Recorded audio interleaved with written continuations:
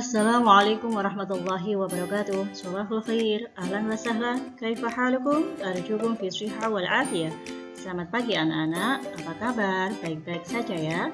Alhamdulillah, pada pagi hari ini kita belajar kembali mata pelajaran bahasa Arab kelas 7 tentang khobar muqaddam dan mubtada muakhar. Pada kesempatan kali ini, kalian diharapkan memiliki pengetahuan dan keterampilan di dalam menerapkan kaidah tentang bentuk, makna, dan fungsi dari susunan gramatikal al-mubtada' muakhar dan khabar muqaddam dalam teks deskriptif sederhana yang berkaitan dengan tema al-baitu.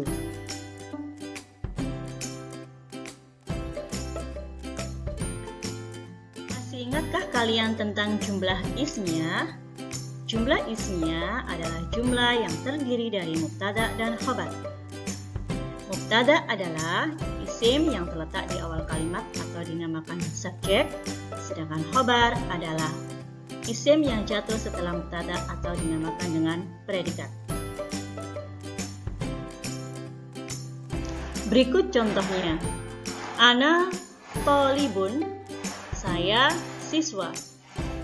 Ana yang bertanda merah berkedudukan menjadi mubtada. Kemudian thalibun yang berwarna biru berkedudukan menjadi khobar. Contoh yang kedua, Alkitabu fil hakibati, buku itu di dalam tas. Alkitabu yang berwarna merah berkedudukan menjadi mubtada. Fil hakibati yang berwarna biru berkedudukan menjadi khobar.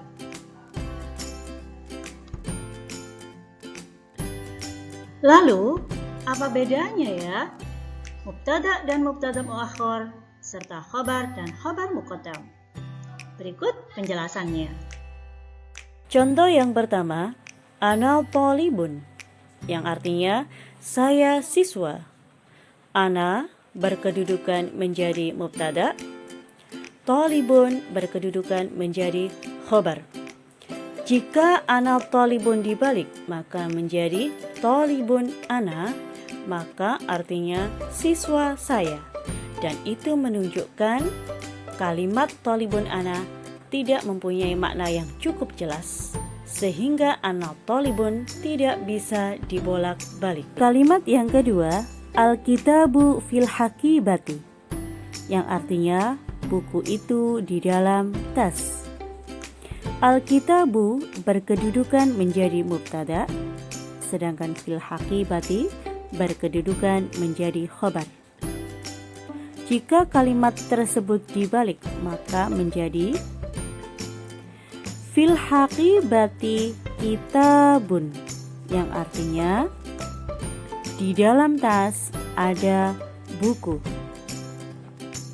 Fil hakibati yang asalnya berkedudukan khobar, jika ditaruh di depan maka dia menjadi khobar muqaddam. Sedangkan alkitabu yang asalnya adalah mubtada, jika ditaruh di belakang dia menjadi mubtada muakhar. Maka kalimat kedua bisa dibolak-balik. Sehingga susunan mubtada khobar yang bisa dibalik adalah susunan yang terdiri dari adawatul jar atau kata keterangan. Jadi, khobar muqaddam adalah khobar yang didahulukan, sedangkan mubtada muakhar adalah mubtada yang diakhirkan dengan mengganti al menjadi tanwin kecuali nama seseorang dan kota. Berikut contoh mubtada dan khobar beserta khobar muqaddam dan mubtada muakhar. Yang pertama, al-hadiqatu wara al-baiti, kebun itu atau kebun ada wara al-baiti di belakang rumah. Jika posisi ini dibalik menjadi wara al-baiti, tetap tulisannya dengan tulisan yang sama. Wara al-baiti hadiqatun. Alnya dibuang menjadi tanwin, tun, hadiqatun. dengan arti di belakang rumah ada kebun. Al-hadiqatu mubtada, jika dibalik dia ada tambahan nama menjadi mubtada muakhar. Wara'al baiti khobar, dibalik maka ada tambahan nama menjadi khobar muqaddam, khobar yang didahulukan. Contoh yang kedua, al-wisadatu ala sariri, bantal itu di atas ranjang. Al-wisadatu mubtada, ala sariri khobar. Jika dibalik maka ala sariri wisadatun. Ala sariri dengan tulisan yang sama, wisadatun dengan mengganti al menjadi tanwin. Ala sariri yang tadinya adalah berkedudukan khobar, jika di depan maka khobar muqaddam atau khobar yang didahulukan, sedangkan wisadatun tadinya mubtada, jika diakhirkan maka menjadi mubtada muakhar atau mubtada yang diakhirkan dengan arti di atas ranjang ada bantal. Di atas ranjang ada bantal. Sama. Contoh yang ketiga, as-sayyaratu amamat darrojati, mobil itu di depan sepeda. As-sayyaratu mubtada, amamat darrojati khobar.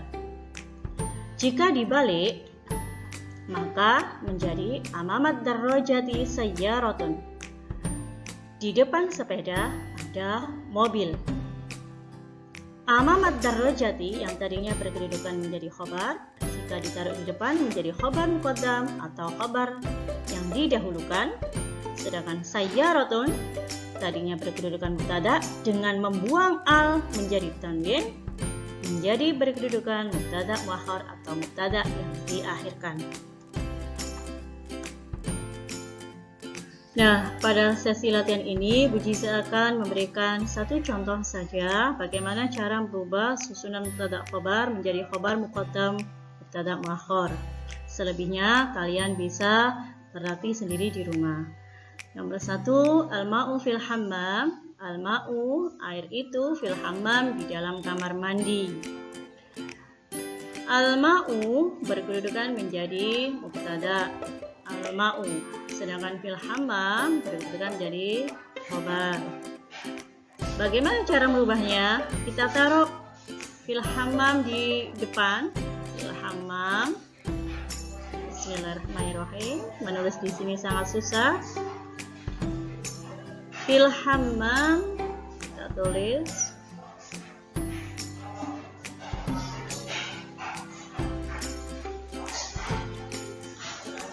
Fil hammami ma'un. Yang tadinya al-ma'u, kita alnya dibuang menjadi tanwin.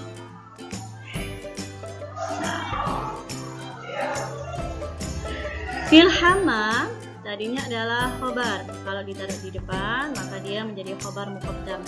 Sedangkan ma'un tadinya adalah mubtada, ditaruh di belakang menjadi mubtada muakhar. Baik. Pada kesempatan kali ini Buji saya tambah kata tanya madza, man, dan liman. Apa bedanya? Perhatikan.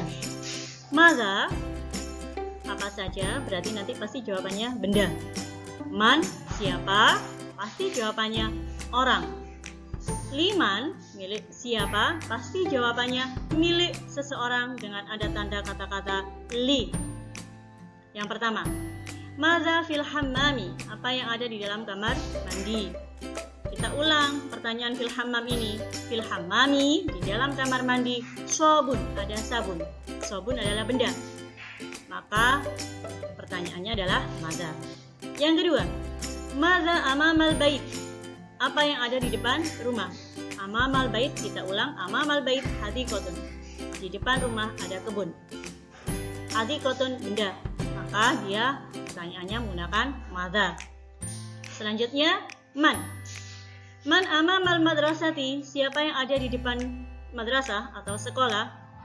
Amamal madrasati, kita ulang ini ya. Amamal madrasati mudarrisun, di depan madrasah atau sekolah ada guru. Guru adalah orang, maka pertanyaannya harus menggunakan man, tidak mungkin menggunakan madza.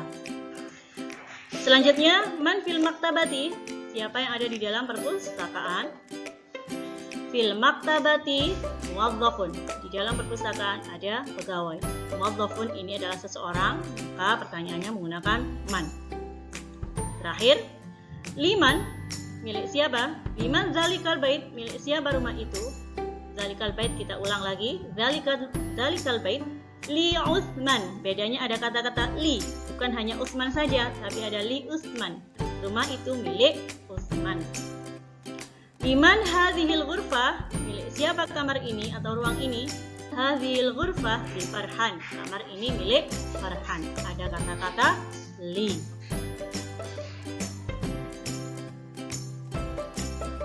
Baik anak-anak, cukup sekian mata pelajaran bahasa Arab kali ini. Selamat belajar, ma'an najah, semoga sukses. Syukran, terima kasih, ilal liqa.